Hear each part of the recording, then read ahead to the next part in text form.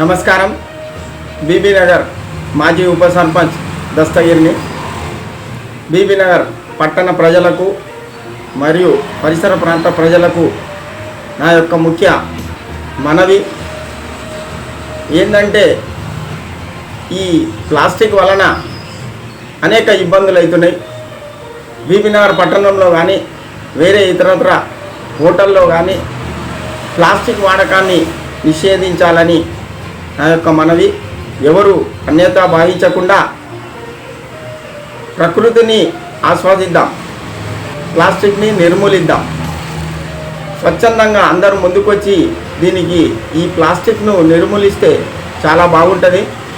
ఎందుకంటే స్వయాన నేను టిఫిన్ సెంటర్లలో చూడడం జరిగింది. పేపర్ పైన ప్లాస్టిక్ పేపర్ వేసి వేడి వస్తువు ఏది వేసినా కానీ ఆ ప్లాస్టిక్ అనేది దగ్గరికి వస్తుంది.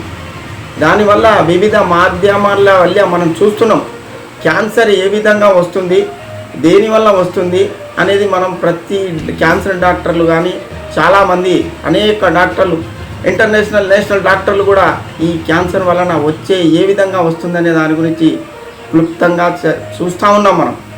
అందుకోసానికి దానికి స్వచ్ఛందంగా మనమందరం కలిసి ప్లాస్టిక్ను నిర్మూలిద్దాం, ప్రకృతిని ఆస్వాదిద్దాం.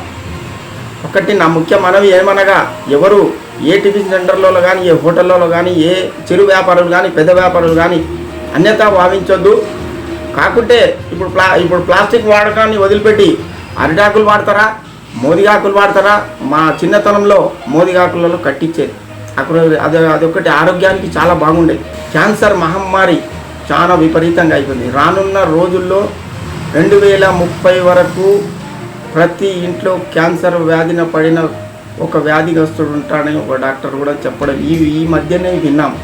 అందుకోసానికి నేను ఈ చిన్న నా విన్నపం అన్నాడుగా, ఈ విన్నపం ఏందనగా ప్రతి టిఫిన్ సెంటర్లలో ఈ ప్లాస్టిక్ వాడకాన్ని నిషేధించి, మీరు అరటాకులు వాడతారా, వేరే ఇతరత్ర ఏదైనా వాడతారా వాడండి.